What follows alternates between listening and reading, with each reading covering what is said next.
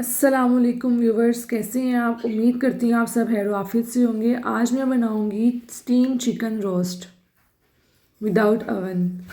बिस्मिल्लाहिर्रहमानिर्रहीम। सबसे पहले ये फुल चिकन लिया है, इसको डीप कट्स लगाऊंगी। फिर एक बाउल में पानी लेंगे जिसमें 1 टेबलस्पून सॉल्ट, 2 टेबलस्पून सिरका ऐड करूँगी और इसमें चिकन को हम 1 घंटे के लिए रख देंगे।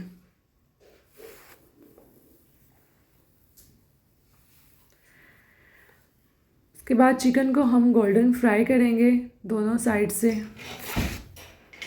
अब इसकी मैरिनेशन के लिए हम बहुत ही सिंपल मसाले यूज़ करेंगे।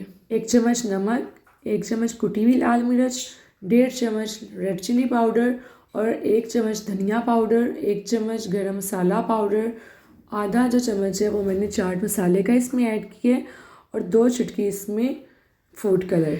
ये तकरीबन 3 चम्मच लेमन जूस है और ये 2 चम्मच जो है गार्लिक पेस्ट।